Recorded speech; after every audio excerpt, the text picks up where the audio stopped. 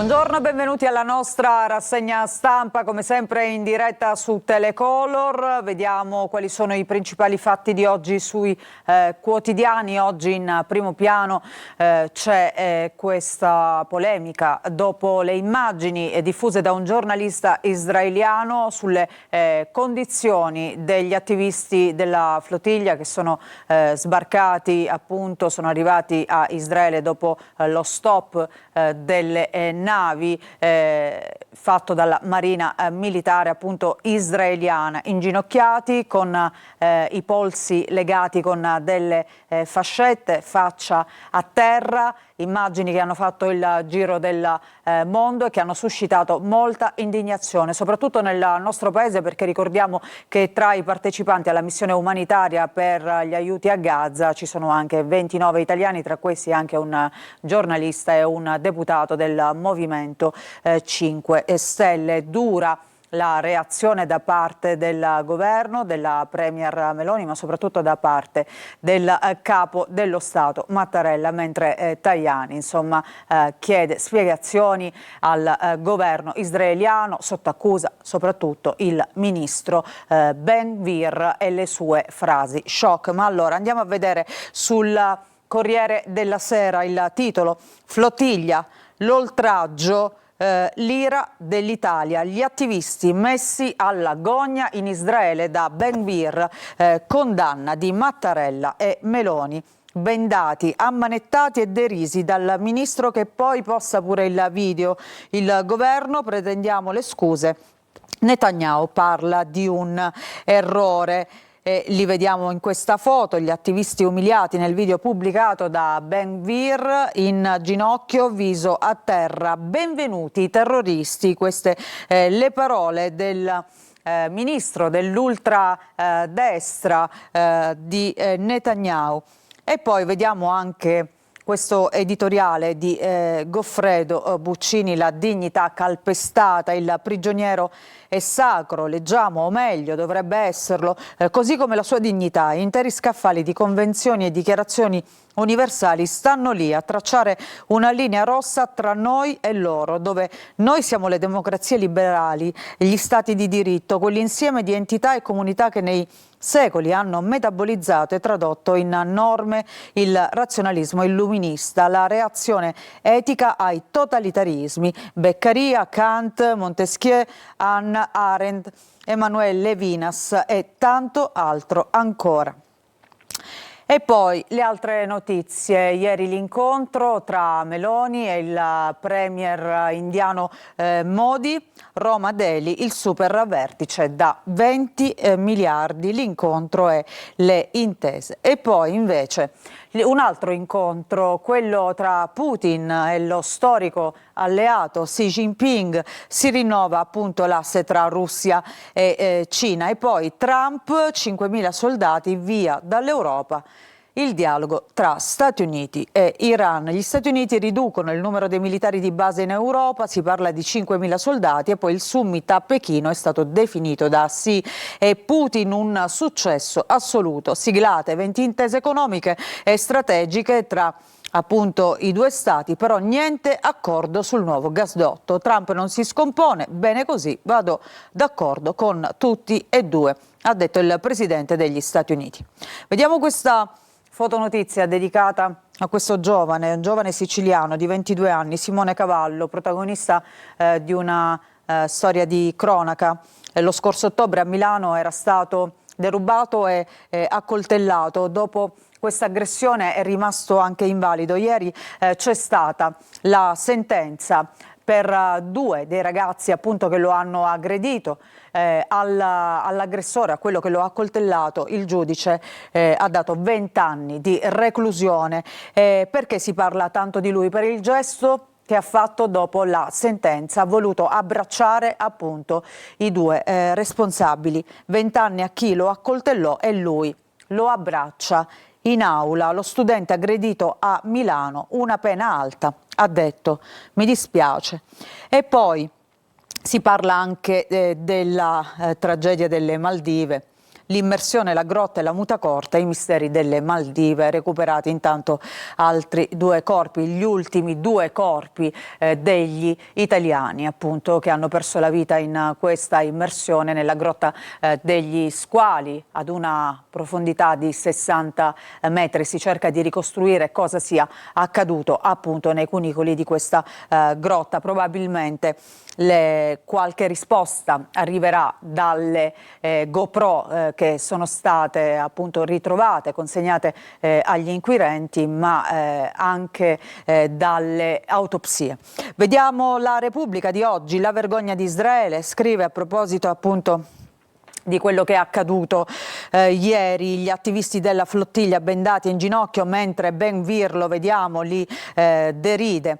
E poi La Stampa, anche qui Ben Gvir, crisi Italia-Israele, il ministro umilia e deride gli attivisti flottiglia, Mattarella parla di livello infimo, Meloni pretendo le scuse. E poi invece si vede Putin e alza i toni con Trump, no alla legge della giungla. Iran, più speranze dai negoziati, siamo alle fasi finali. Si parla anche di politica e di frizioni all'interno della coalizione di governo perché Salvini apre al voto anticipato. Il leader del Carroccio, caos economia, irritazione di Fratelli d'Italia, la Premier frena l'alleato.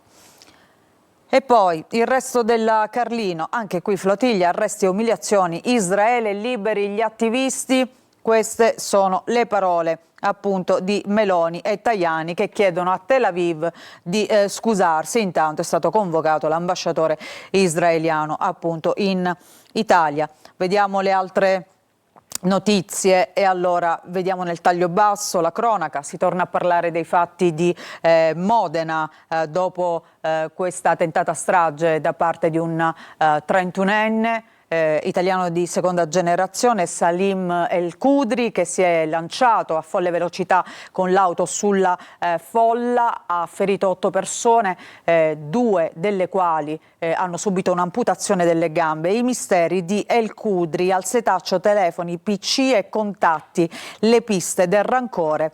Modena si divide in 2 piazze, la vita del 27enne ai raggi X, l'ossessione per il lavoro, lui si lamentava appunto di non riuscire a trovare un lavoro, ricordiamo anche che il giovane era laureato e quindi aveva questa ossessione, questo chiodo fisso appunto della mancanza di un'occupazione. Andiamo a vedere anche le altre notizie, sempre nel taglio basso, Maldive recuperati gli ultimi 2 corpi e poi anche qui rimase invalido dopo il pestaggio, abbraccia l'aggressore, troppi 20 anni di condanna. Lo studente fu accoltellato per una sigaretta e 50 euro e lui ha perdonato i suoi aggressori dicendo è un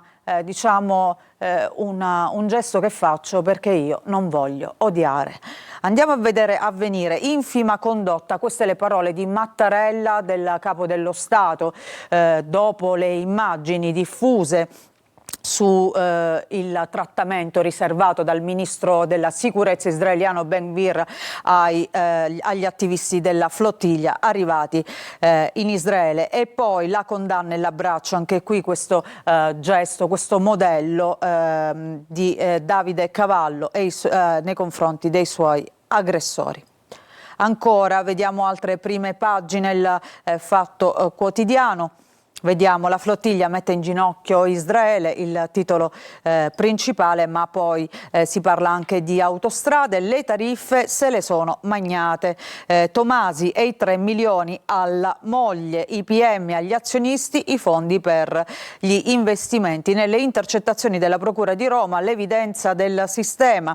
Fare i figli di puttana fino alla fine. L'ex amministratore delegato potrebbe avere schermato il proprio patrimonio da eventuali sequestri.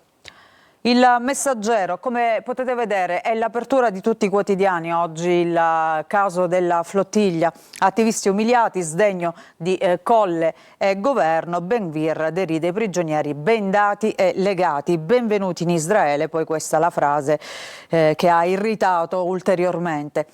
E poi invece torniamo a questo incontro, questo bilaterale tra Giorgia Meloni e invece il Premier Modi, Italia-India, la Premier accoglie Modi, scambi commerciali per 20 miliardi, il rapporto tra i due paesi elevato a partenariato strategico speciale, la visita al Quirinale, il tour con Meloni al Colosseo, cena alla Casina Valadier. Il giornale di oggi, vediamo, Meloni difende la flottiglia, loro la mettono a testa in giù. Un po' polemico questo titolo del giornale, attivisti in ginocchio mentre Ben-Gvir li deride, ira del governo, ora scuse, sdegno di Mattarella, trattamento incivile. E poi invece per quanto riguarda il caso di Modena, l'attentato, la denuncia, ho sentito Salim annunciare l'attacco, gli inquirenti ascoltata, per ora nessun riscontro. Una paramedica avrebbe incrociato El Khudri e lo avrebbe ascoltato mentre diceva che sarebbe successo qualcosa che avrebbero visto tutti, gli inquirenti l'abbiamo sentita. Ci sono delle posizioni anche diverse tra chi dice è stato il gesto di una persona con dei disturbi psichici acclarati e poi chi invece sospetta che ci possa essere qualcos'altro dietro, che possa essere invece un attentato terroristico, quello di El Khudri a Modena. E poi vediamo il manifesto, ben vi sta, scrive: Ben-Gvir si esibisce davanti ai prigionieri della flottiglia con violenze, insulti e un'oscena soddisfazione, uno show che ripete da anni sui palestinesi. Ora i governi europei reagiscono duramente e anche l'Italia promette conseguenze per Israele, ma è lo stesso ministro che Tajani ha appena salvato dalle sanzioni europee, ricorda il manifesto. E poi a proposito di Salvini che insomma vorrebbe il voto anticipato, il governo Meloni non sa se dura, Salvini non esclude il voto anticipato, dipende dall'economia, maggioranza in crisi. Così scrive il manifesto. Vediamo Libero, scemo e più scemo, flottiglia finisce malissimo, l'ultra ortodosso Ben-Gvir si prende gioco dei propali in ginocchio e fa infuriare il mondo. Tra i fermati c'è anche l'onorevole carotenuto dei 5 Stelle che la spara enorme, noi come gli ostaggi del 7 ottobre. E poi cambiamo decisamente argomento, la foto è dedicata invece al grande fratello VIP che si è concluso, Alessandra Mussolini vince al televoto, la vittoria della nipote del Duce, sottolinea Libero, fa impazzire la sinistra, polemica antifascista al grande fratello. La Verità.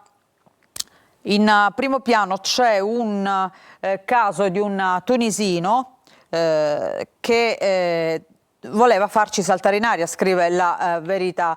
Un'altra risorsa di 15 anni, tunisino legato all'ISIS, progettava un attacco a Firenze. Dal 2023 in Italia, era già stato classificato come potenziale jihadista nell'ottobre scorso e rinchiuso in comunità. A marzo però i giudici lo hanno rimesso in libertà e lui è tornato a interagire con profili di affiliati ai tagliagole. Ci fermiamo con questa notizia, torniamo tra poco con i fatti regionali. Continueremo a parlare di flottiglia anche perché c'è, ricordiamo, un siciliano che appunto ha preso parte a questa missione umanitaria.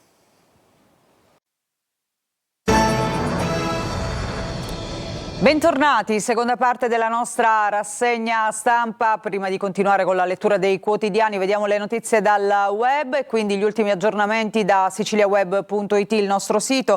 Vediamo in apertura la notizia legata alla partita di ieri sera del Catania che ha battuto il Lecco, ha pareggiato in realtà ed è riuscito come dire, ad aggiudicarsi così la semifinale. Allora vediamo batticuore Catania, pari e semifinale, l'articolo di Marco Carli, emozionante 3-3 con Lecco, Donnarumma subito a segno sull'1-2, reazione con un autogol e una magia di Ierardi, brividi nel finale. Adesso c'è l'Ascoli, il prossimo obiettivo del Catania, la semifinale d'andata, ricordiamo che si giocherà domenica 24, poi il ritorno invece sempre turno infrasettimanale mercoledì martedì della prossima settimana. Poi le altre notizie, sosta selvaggia e uso del casco, blitz in viale Mario Rapisardi a Catania, è in corso un'operazione speciale di controllo del territorio da questa mattina appunto nel capoluogo etneo in viale Mario Rapisardi, impegnati una trentina di agenti della polizia locale. Gli interventi riguardano il controllo del suolo pubblico, la sosta selvaggia, le verifiche sull'uso del casco e sulla regolare copertura assicurativa. Diverse le squadre impegnate, dalla nona all'ambientale e alla sezione motociclisti. Controlli anche su chi guida i monopattini, perché ricordiamo naturalmente che adesso ci sono delle regole più stringenti proprio per chi utilizza questi mezzi in città, quindi l'obbligo di casco, l'obbligo anche di targa.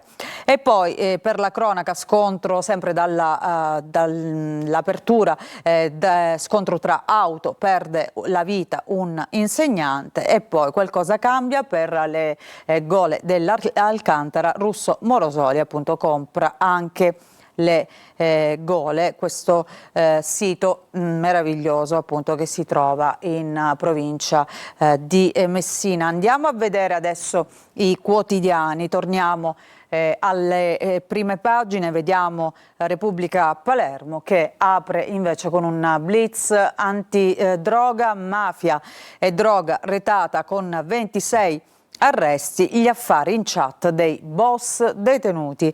Tra le organizzazioni nel mirino, i capi scambiavano messaggi su Signal, nel gruppo I Fuorilegge, telefonini dietro le sbarre, cocaina portata con i droni, il gran bazar delle carceri siciliane. E poi, sempre nel taglio alto, il ruolo del mandamento di Tommaso Natale, hub degli investimenti. Vediamo le altre notizie, si parla appunto di calcio perché ieri semifinale di ritorno per il Palermo che ha incontrato nuovamente il Catanzaro dopo una pesante sconfitta di 3-0 all'andata, 2 gol e rimpianti, il miracolo rosa è soltanto sfiorato. Questo è il titolo appunto di oggi di Repubblica Palermo. E poi nel taglio basso invece, tredicenne abusata in manette, la madre e il compagno.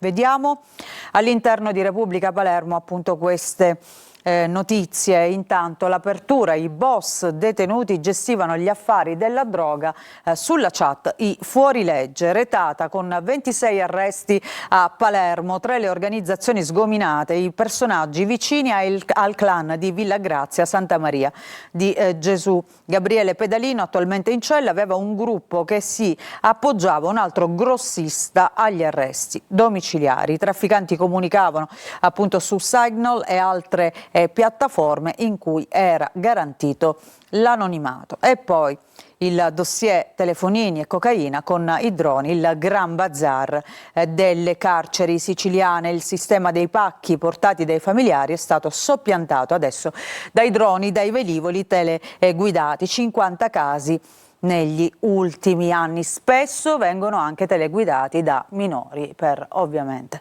ragioni che potete immaginare, soprattutto se vengono fermati. Poi vediamo il mandamento di Tommaso Natale a pagina 3, hub per gli investimenti mafiosi. I rappresentanti della famiglia Lo Piccolo avevano stretto accordi con Porta Nuova per una discoteca a Isole. Allora vediamo i personaggi: Calogero Lo Piccolo, il rampollo di Salvatore, oggi tornato in libertà, Nunzio Serio, uno dei 3 fratelli che reggevano il mandamento dei Lo Piccolo, e poi Tommaso Lo Presti, il boss di Porta Nuova che puntava a nuovi investimenti. Ieri festa a San Giuseppe Jato, è stata conferita la cittadinanza onoraria a Cortese, al prefetto Renato Cortese, che 30 anni fa catturò Giovanni Brusca. E poi per la cronaca, questa storia dove l'orco è dentro casa, anzi in questo caso erano due gli orchi. Una ragazzina di 13 anni veniva abusata dal compagno della madre, ma anche dalla madre stessa.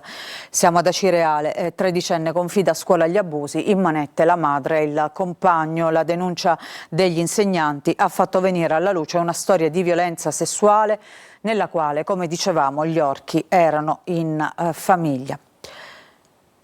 Ancora una notizia, andiamo direttamente alla Gazzetta del Sud. Allora vediamo la flottiglia, anche qui in apertura, l'oltraggio di Israele, attivisti bendati, ammanettati e derisi da Ben-Gvir, l'ira di Mattarella e Meloni. E poi vediamo si parla di ponte, richieste di lavoro e polemica sui compensi. Matteo Salvini al Festival dell'Economia di Trento ha annunciato che già sono arrivate 45.000 istanze proprio per lavorare ai cantieri della ponte.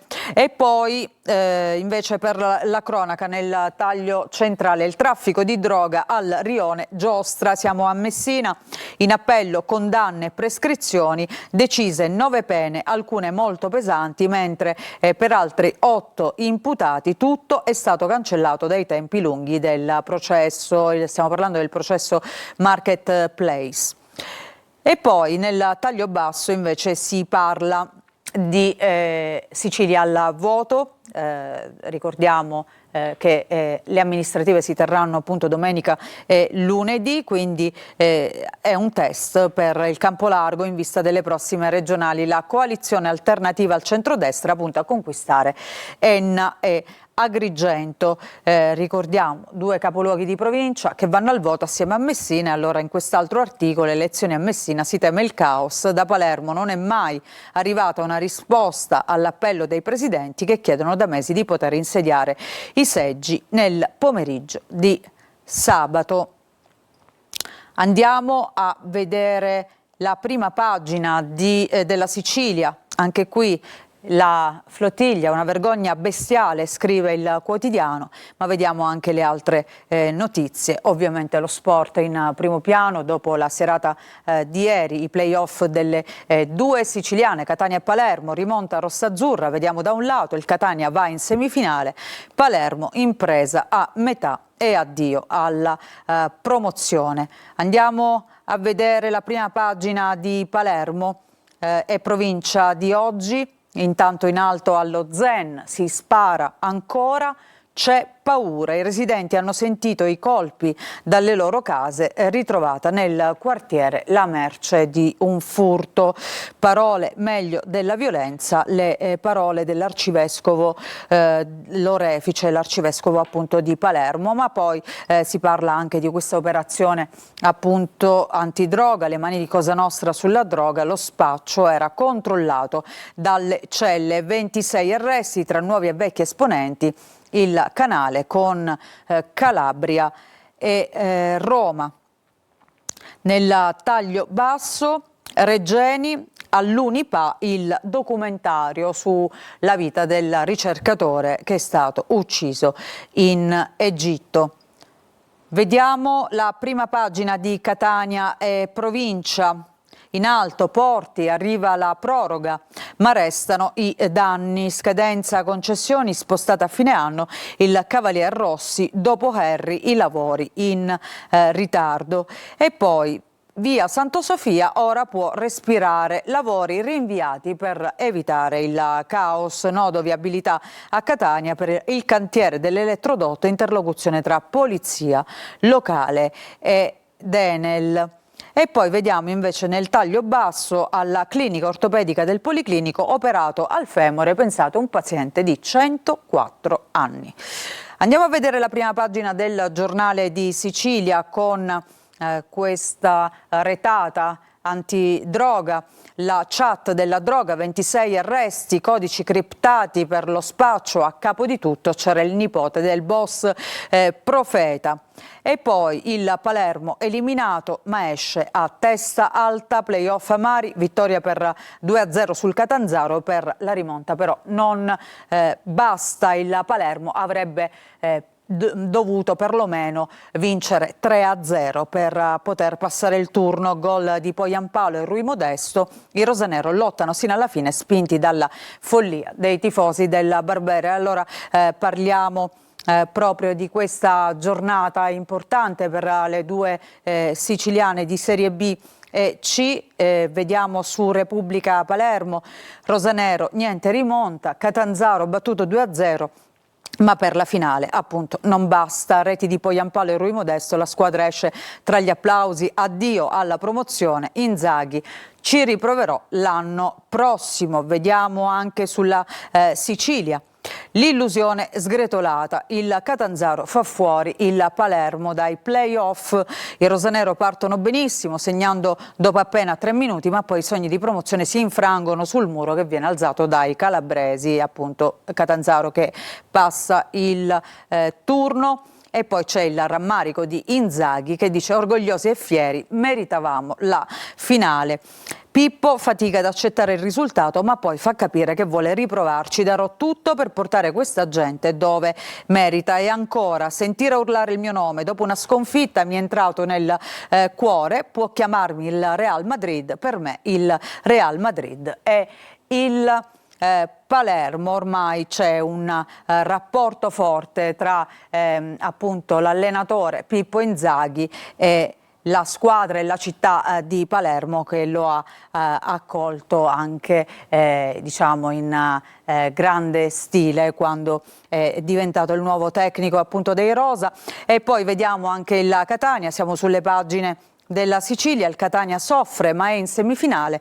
Domenica la prima sfida ad Ascoli, un 3-3 con tanti brividi, avanti con Donnarumma, il Lecco ribalta e per 6 minuti vede la qualificazione, Gherardi firma il controsorpasso.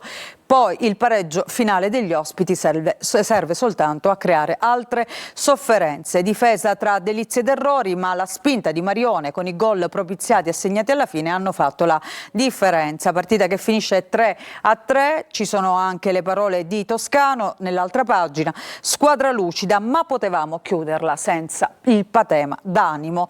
Adesso ci sarà l'Ascoli, abbiamo ritrovato la testa, ora chiedo che si possa accelerare subito per continuare il nostro percorso. Con questa notizia ci fermiamo, grazie per averci seguito, la rassegna stampa ritorna domani mattina.